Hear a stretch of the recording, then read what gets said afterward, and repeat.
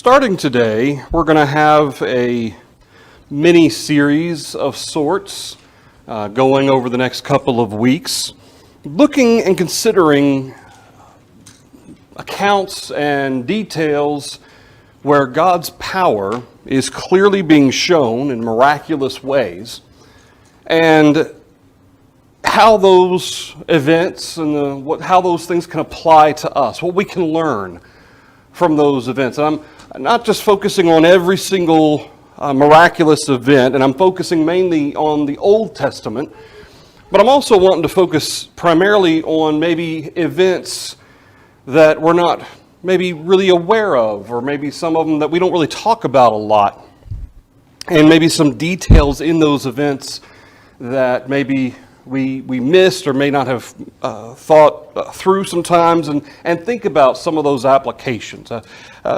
Thinking about God's power going all the way back to creation, and how through the Old Testament He showed His people and gave them every evidence, every reason to understand that He was truly all-powerful, and to help them understand that He was going to take care of them.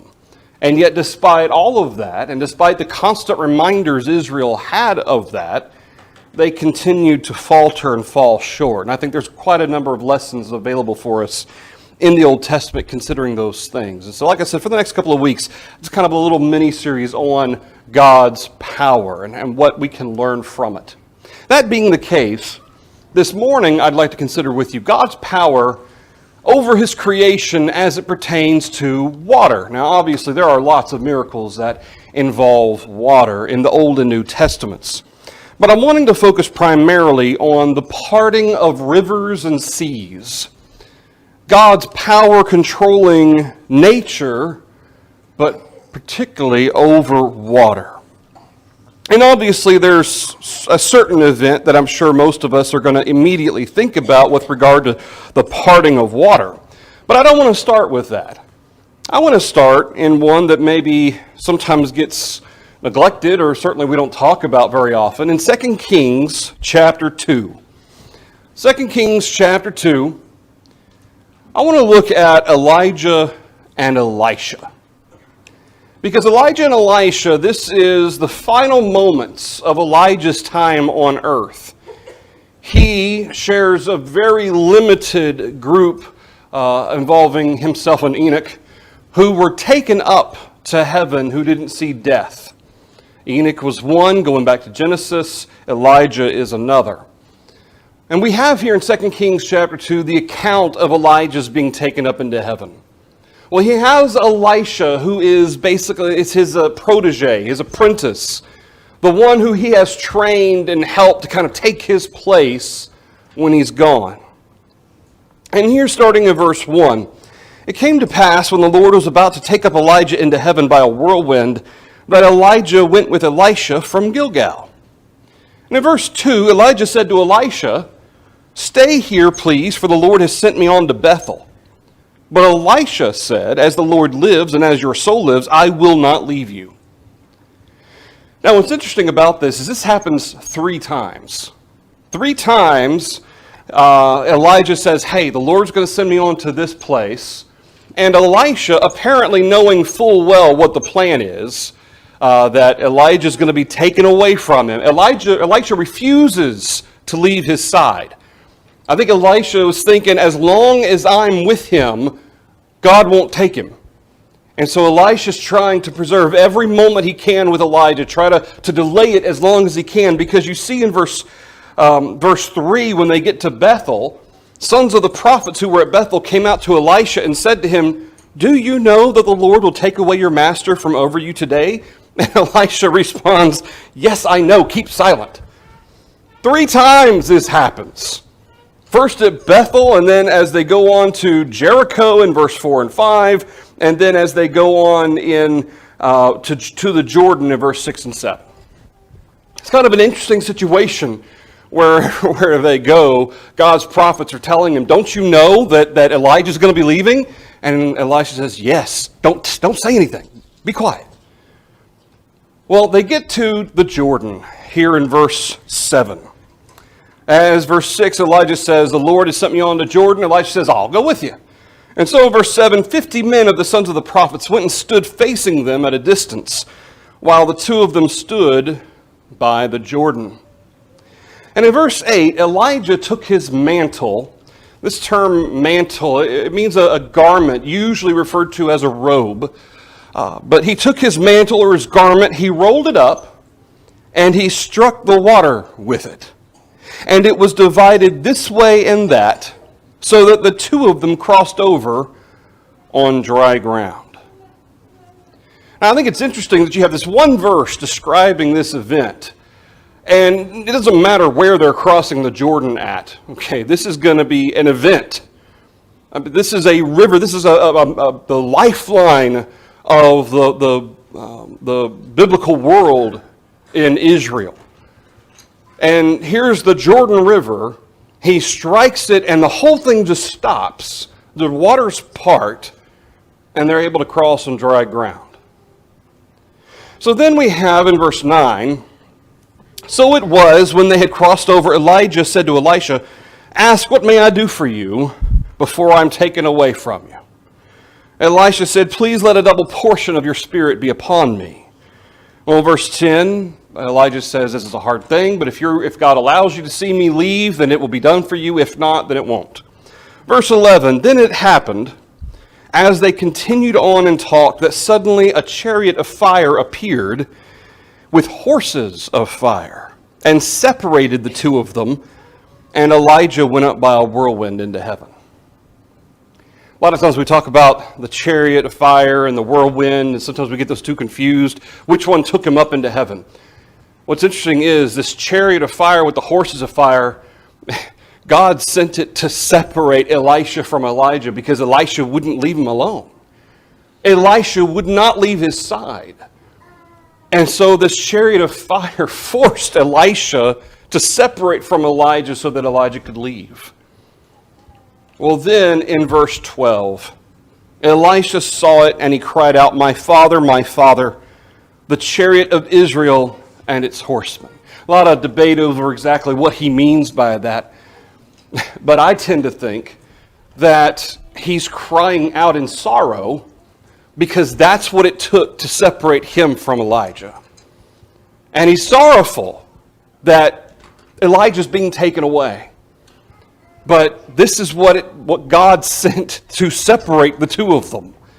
And so he's crying out, I believe, in sorrow, in dismay, that he's not able to keep Elijah here for any longer. So at the end of verse 12, you see him tearing or rending his garments, which is an Old Testament sign and even New Testament sign of despair, of sorrow, of grieving. Well, then in verse 13, apparently his robe had fallen from his hand, from Elijah's hand. It says he took up the mantle of Elijah that had fallen from him, and then he went back and stood by the bank of the Jordan. And he took the mantle, or the robe, or the garment of Elijah that had fallen from him, and struck the water and said, where is the Lord God of Elijah? And when he had struck the water, it was divided this way and that. And Elisha, crossed over. Now, I think it's interesting that in verse 14, Elisha does the same thing that Elijah does. Not that the mantle or the robe had any particular power about it. And you notice Elisha even saying, where's the Lord God of Elijah? He's not saying that Jehovah's not his God. I think he's specifically referencing the power that Elijah had. Am I going to be allowed to have the same power to do the same thing Elijah did? I mean, Elijah said that I would receive a double portion of his spirit if, I saw him leave, and he did. Well, this is the very first quote-unquote miracle that is done through Elisha. Well, Elisha does the same thing Elijah did. The waters part, Elisha crosses.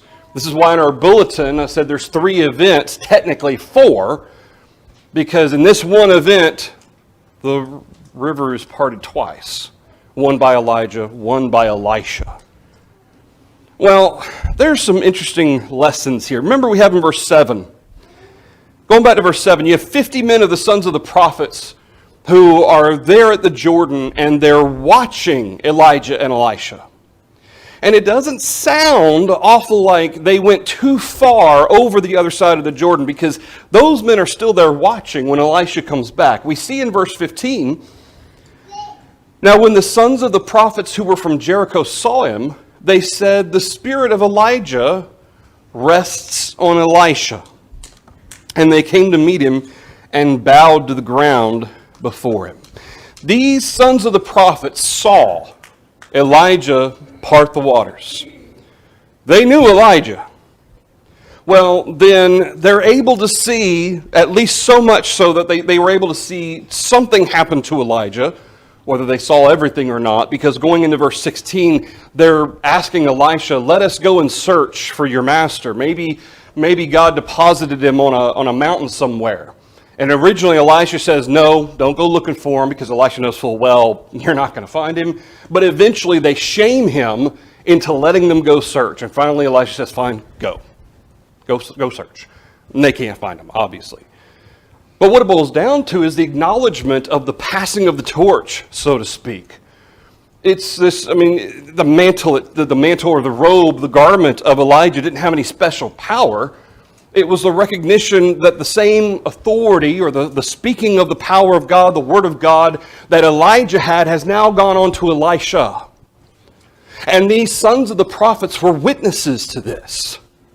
So what's interesting about this is the miracle that is done here, the observable suspension of natural law that takes place, is not only for Elisha's sake, although part of it is for him, so that he knows he does have the spirit of Elijah in him, the power of God to separate those waters in that moment. Again, even Elisha acknowledges that it's God's power, not his own. But even more so than Elisha, I believe this is for these sons of the prophets, because they recognize the spirit of Elijah rests on Elisha. And it's from this moment that Elisha then takes over.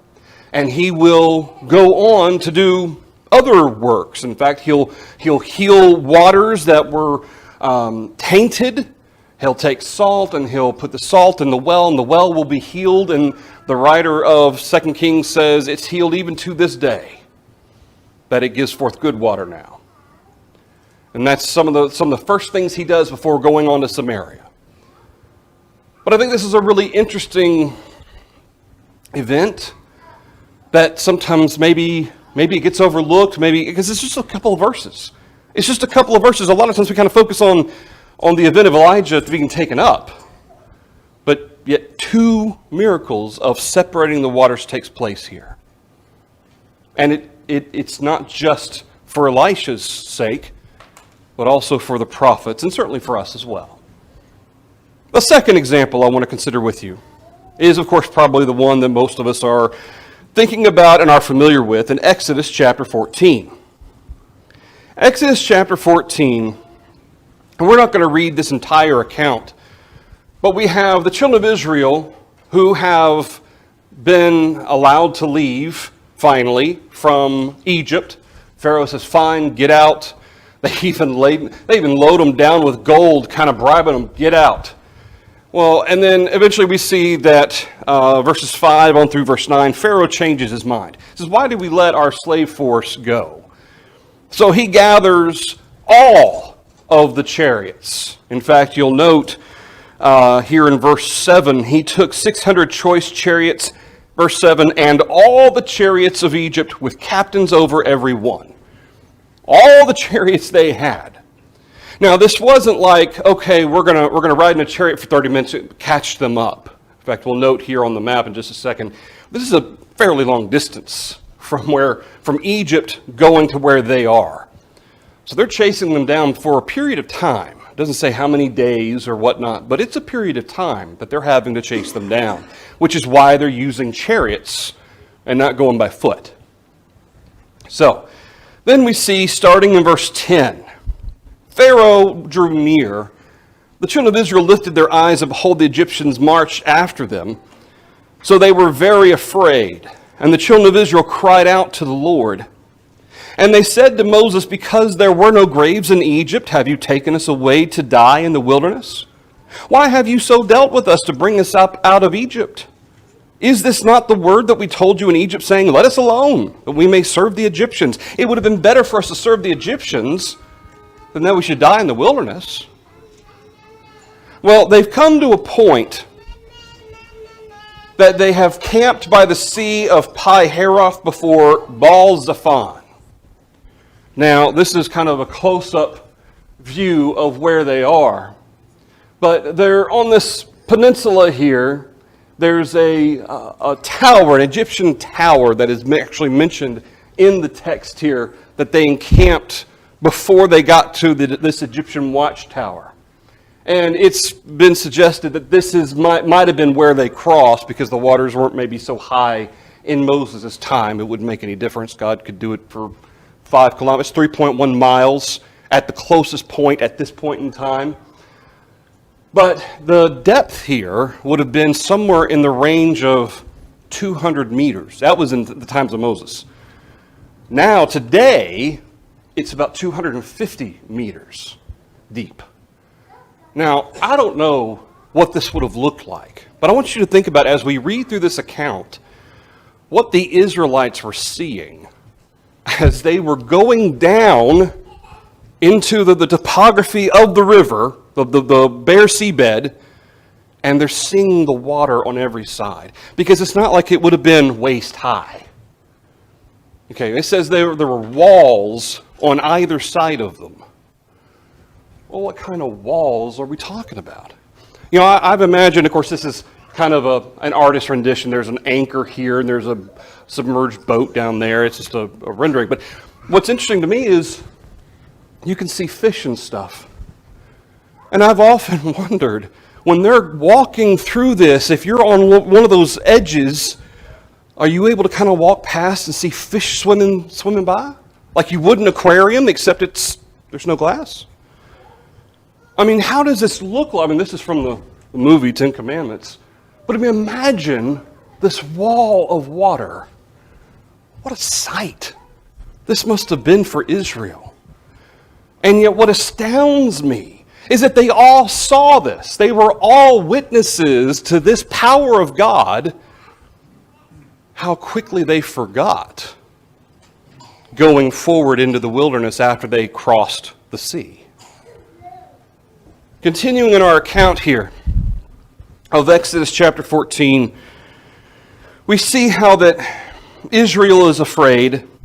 But then in verse 19, we find that God, an angel of the Lord, God sends an angel to basically provide a smokescreen for Israel, between Israel and the Egyptians.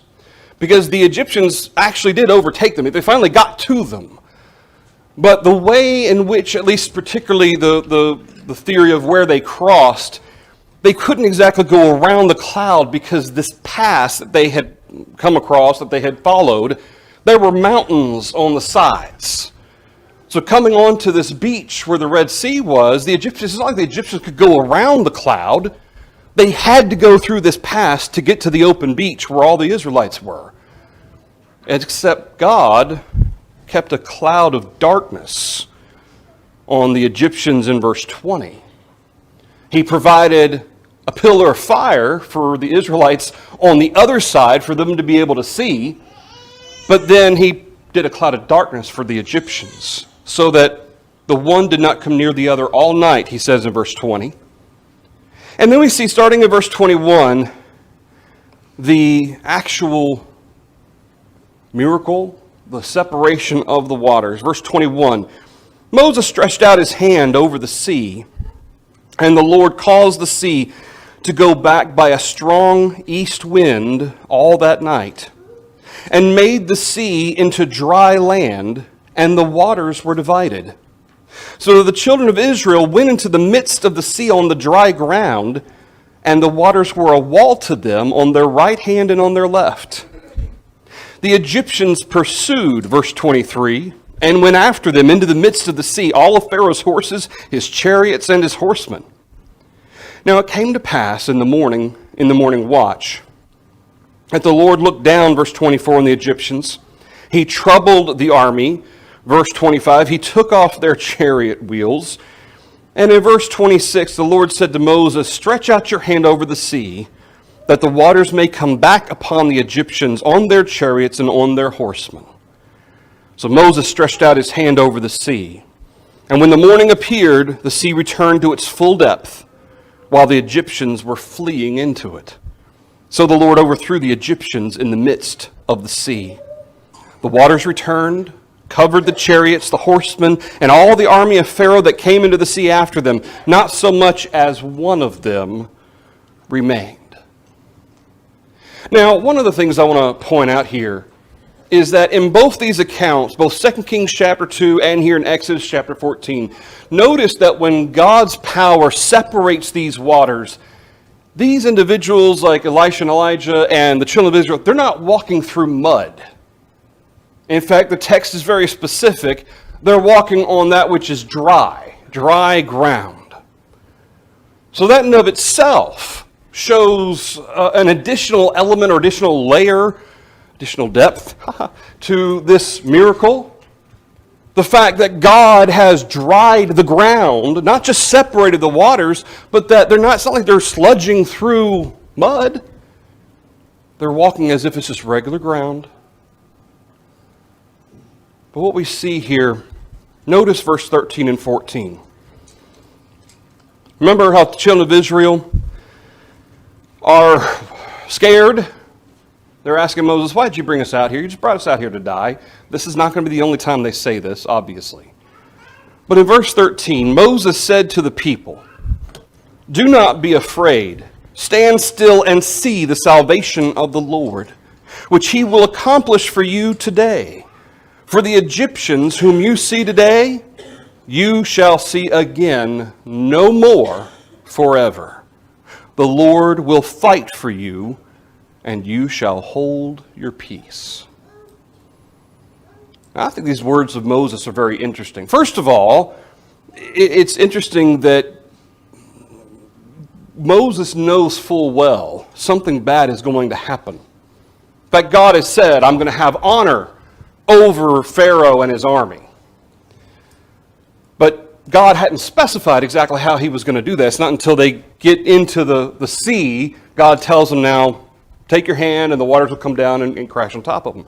But Moses knew that when God says, "I'm going to have success, I'm going to have honor over Pharaoh and his army," he knew to say, "You will not see these Egyptians ever again."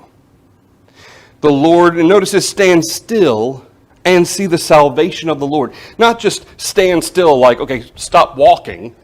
It's chill. Be quiet and watch what the Lord is going to accomplish. Okay, so quickly they forgot the plagues of Egypt that Jehovah used to deliver his people away from Pharaoh to start with.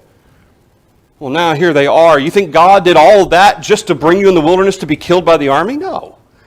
Chill. Stand still. And notice the words, "See the salvation of the Lord that he will accomplish for you today." He says, "The Lord will fight for you," verse 14. "You shall hold your peace." You need to be grateful. You need to acknowledge his power, acknowledge what he does. And in fact, notice what we find in verse 30. Exodus 14 and in verse 30. "So the Lord saved Israel that day out of the hand of the Egyptians, and Israel saw the Egyptians dead on the seashore. Thus Israel saw the great work which the Lord had done in Egypt. So the people feared the Lord and believed the Lord and his servant Moses." This was a demonstration of God's power. He demonstrated it to the Egyptians. He'd already done that with the plagues, but now he's going to have his victory, his honor over Pharaoh. But even more, I think, important was the lesson for Israel. Moses says, today God's going to deliver you, he's going to save you, and you need to remember what's going to happen. And here in verse 31, they saw the great work which the Lord had done. Not just enabling them to go through, but then bringing it down on Pharaoh. Now you would think after seeing this, after experiencing this, that they wouldn't question Jehovah anymore after this, or Moses. We know that that's not true. How and why boggles the mind. But they continued to question, and God continued to give them evidence, continued to show them his power. The next and final event that I want to consider with you this morning is in Joshua chapter 3. Turn with me to Joshua chapter 3. And this is another one that sometimes gets overlooked.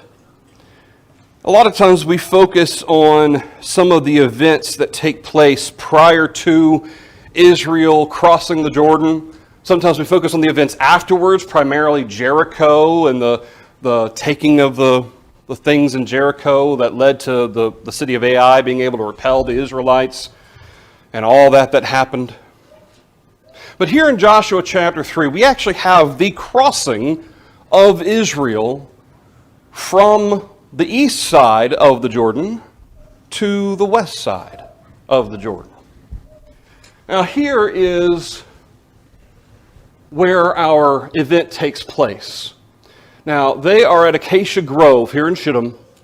They have camped here and they are going to cross over to Gilgal. Jericho is on up. It'll be one of the first places that Israel takes over on the east side of the Jordan, on the west side of the Jordan. We're told that at this point in the season, in the year, the Jordan is overflowing its banks. Okay, this was a seasonal thing that it did. In fact, at harvest time, it overflowed its banks. It's flooding. So the water was even deeper and wider than it normally was. In fact, at this point, it's about 100 feet deep, 2 miles across. Keep this in mind as we go through this account. So Joshua, chapter 3, notice with me starting in verse 14. God told Joshua exactly what he wanted him to do, and here's Joshua bringing about what God said. So in verse 14 of Joshua chapter 3, so it was when the people set out from their camp, that's at Acacia Grove, to cross over the Jordan with the priests bearing the ark of the covenant before the people. As those who bore the ark came to the Jordan, and the feet of the priests who bore the ark dipped in the edge of the water, for the Jordan overflows all its banks during the whole time of harvest, that the waters which came down from upstream stood still, and rose in a heap. It's interesting, this term, heap, means it piled up. Some translations have, it was dammed up. Rose in a heap very far away at Adam, the city that is beside Zaretan. So the waters that went down into the sea of the Arabah and the Salt Sea failed and were cut off, and the people crossed over opposite Jericho. This is the city of Adam, all the way up here, 20 miles from Acacia Grove. A lot of you Google pictures of Israel crossing the Jordan, you'll see similar pictures to artist renditions and so forth of the crossing of the Red Sea. Waters on one side at the very least. But that's not what happened. We see how that the water was backed up to Adam, 20 miles north. When they crossed, there was no water at all. The water of the Jordan had stopped 20 miles north. Verse 17. Then the priests who bore the ark of the covenant of the Lord stood firm on dry ground in the midst of the Jordan. And all Israel crossed over on dry ground until all the people had crossed completely over the Jordan. Third time of these three events that describe God separating a sea or rivers, all 3 times, it wasn't just the separation of the water. The people crossed on dry ground. Joshua chapter 4, starting in verse 8, we see actually 24 stones involved in this event. God gave commandment to Joshua that 12 men, one from each tribe of Israel, would take a stone from the place where the priests were standing as they crossed in the middle of the Jordan. You take a stone and you take it with you. Starting in verse 8, the children of Israel did so, just as Joshua commanded, and took up 12 stones from the midst of the Jordan, as the Lord had spoken to Joshua, according to the number of the tribes of the children of Israel, and carried them over with them to the place where they lodged, and laid them down there. So when they got to Gilgal, which is the camp that they were in before they go up against Jericho, they took these 12 stones with them. But there's 12 more stones in verse 9. Then Joshua set up 12 stones in the middle of the Jordan, in the place where the feet of the priests who bore the Ark of the Covenant stood. And notice what the writer says. They are still there to this day. I would love to know if they're there to our day. I don't know if anyone's ever looked for them. I haven't found any information on that. Are there 12 stones somewhere erected in the middle of the Jordan? Because that would seem to be pretty good biblical evidence for that this happened. Of course, with all that running water, it's possible that they're not there anymore. But then in verse 10, so the priests who bore the ark stood in the midst of the Jordan until everything was finished that the Lord had commanded Joshua to speak to the people, according to all that Moses had commanded Joshua, and the people hurried, and they crossed over. Then in verse 18, going down to verse 18, we have some more events taking place, but the priests are still there, and they're still holding the ark, and they're basically God's holding the waters at bay.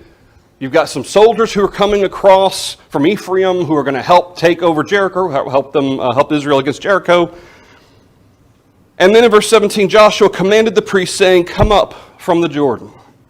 And it came to pass, when the priests who bore the ark of the covenant of the Lord had come from the midst of the Jordan, and the soles of the priests' feet touched the dry land, that is to say, the land that wasn't a part of the Jordan that before it was separated, that the waters of the Jordan returned to their place and overflowed all its banks as it was before.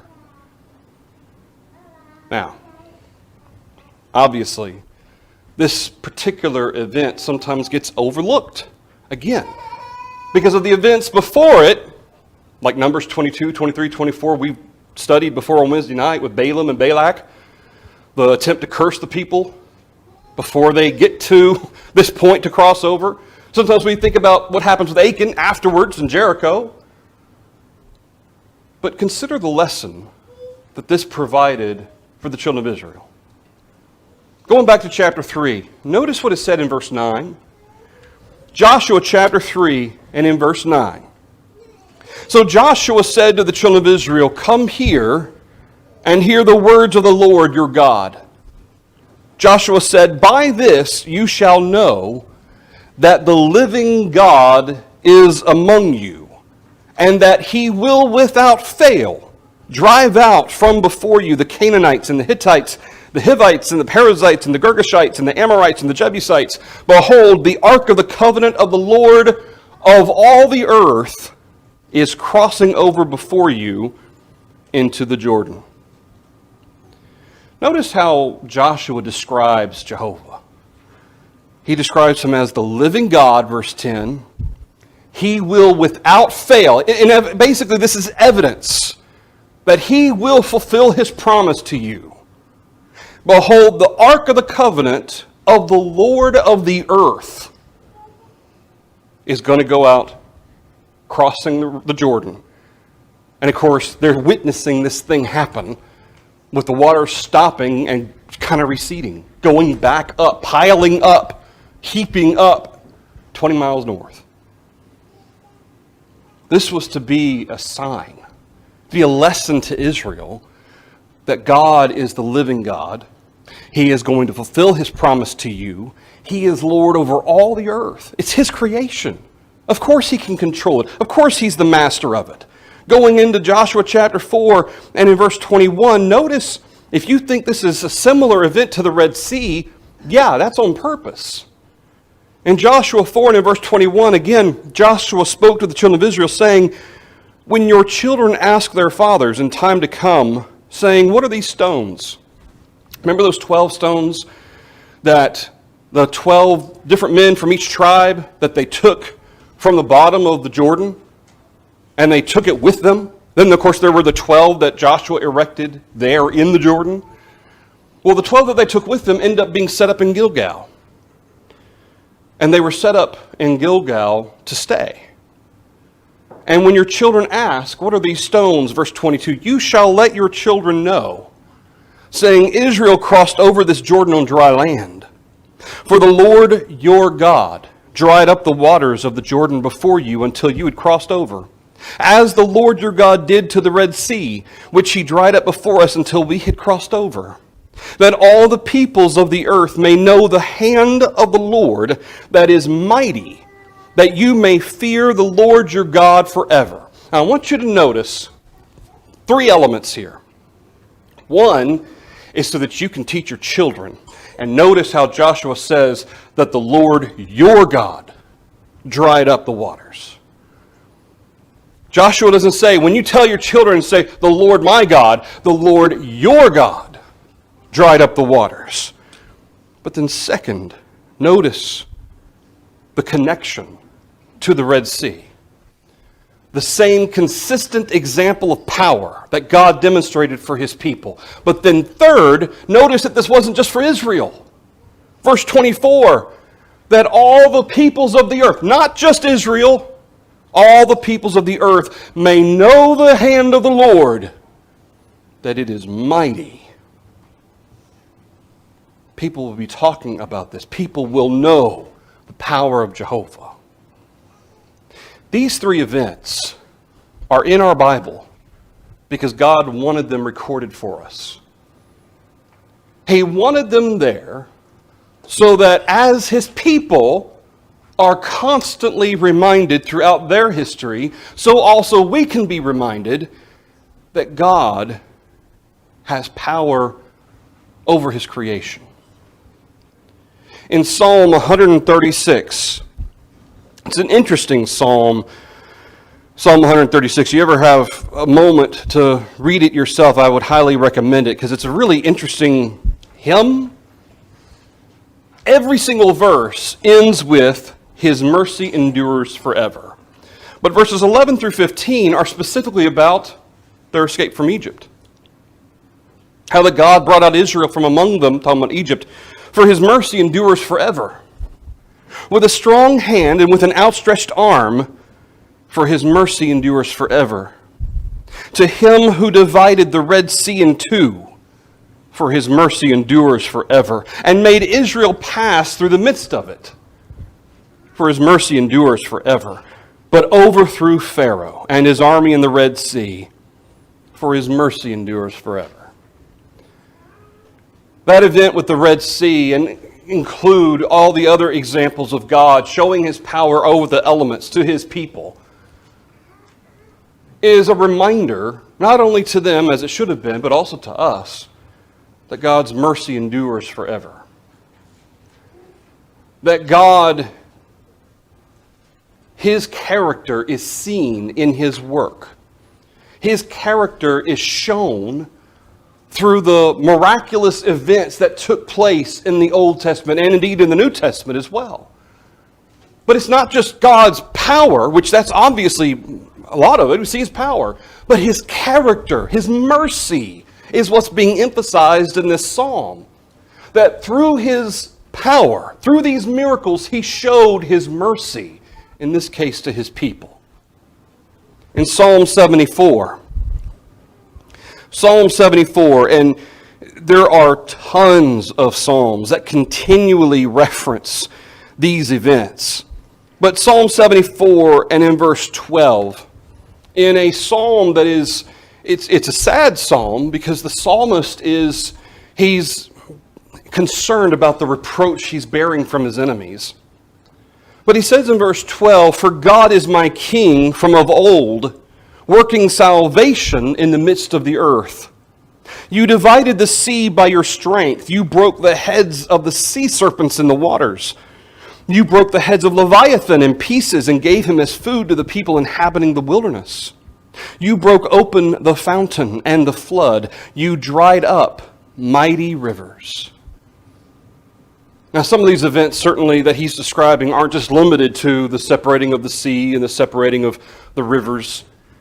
But what he describes here is God's total control over his creation.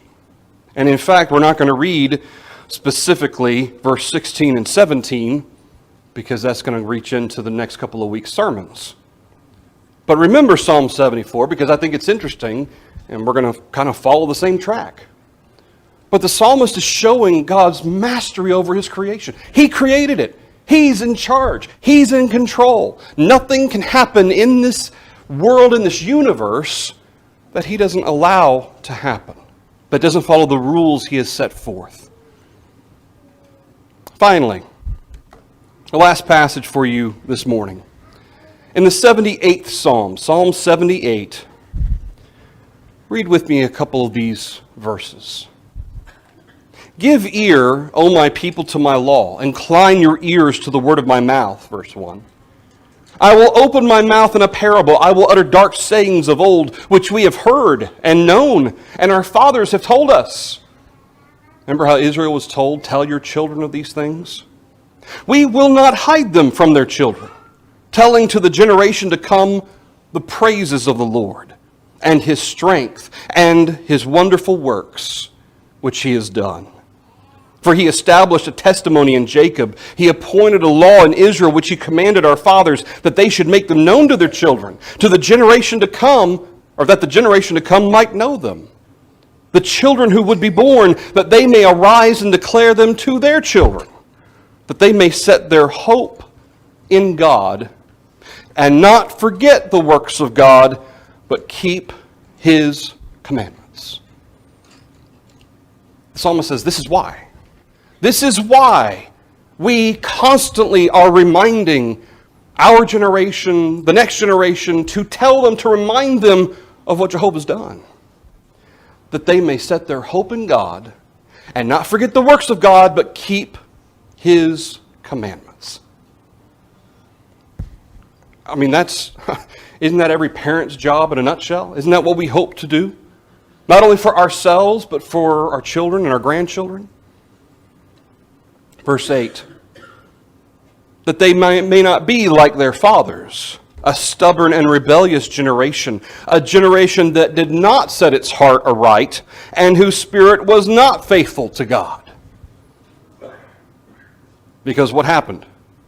They didn't set their hope in God, and they forgot the works of God. They didn't keep his commandments, and so they were a stubborn and rebellious generation. Verse 11, they forgot his works and his wonders that he had shown them, marvelous things he did in the sight of their fathers in the land of Egypt. Verse 13, he divided the sea and caused them to pass through. He made the waters stand up like a heap. Verse 32, in spite of this, they still sinned. They did not believe in his wondrous works. Therefore, their days he consumed in futility and their years in fear. When he slew them, then they sought him, and they returned and sought earnestly for God. Then they remembered that God was their rock, and the Most High God their Redeemer. Nevertheless, verse 36, and we've heard this before, nevertheless, they flattered him with their mouth. They lied to him with their tongue, for their heart was not steadfast with him, nor were they faithful in his covenant. So this is all, the psalmist is writing all of this as a history lesson. And he is reminding the children of Israel, this is why these things happened to them. Because they weren't committed. They weren't devoted. They didn't fully hope and trust and have faith in Jehovah. In Hebrews chapter 11 and verse 29, despite the fact that the children of Israel were scared, we find something interesting. In the midst of talking about about these events, talking about Egypt, the Passover, by faith, Israel passed through the sea. Despite their fear, can you imagine what that scene must have looked like? The faith the Hebrew writer seems to be showing or displaying here or referencing is the fact that they followed Moses right on down in that sea. And they walked however many miles it was, whether it was 3.1 miles or some estimates at other places are 5 miles, they walked with towering walls of water on either side. That took faith. It took trust. And it is that very event and the event of crossing Jordan that the children of Israel were meant to remember, to remind them to be faithful to the Lord. Verse 7 here of Psalm 78, I mean, it's the key. It's the crux of this whole thing. What are we to take from these things? And from the miracle that was done twice, one by Elijah, one by Elisha, parting the Jordan River, just as had happened before with the children of Israel crossing. That we may set our hope in God, not forget the works of God, but keep His commandments. Will you do that this morning? We offer an invitation to those who are not Christians to become a Christian today, fulfilling the commandment of the Lord when He said, "He that believeth and is baptized shall be saved." For those of us who are Christians, sometimes we get so caught up in the events of our world, our society. We get so caught up in the minutia of daily life that we can forget that supernatural things, literally supernatural, that which is not natural, observable suspension of natural law, has taken place in the past. God has performed wondrous works. These are just 3. But these things are written, these things are recorded for us to remind us of the power of our God. And that wonderful, glorious power from the beginning, before the world began, had a plan to save you and me. And the most miraculous, the most wonderful of the powerful works of God was raising His Son from the dead. That Son that died for you and for me, whose body and blood was given in our stead. So let's make sure we set our hope in God. Don't forget His works, no matter how many thousands of years removed from them we are, but keep His commandments. Will you keep His commandments this morning? If so, if you need help, come forward as we stand and sing.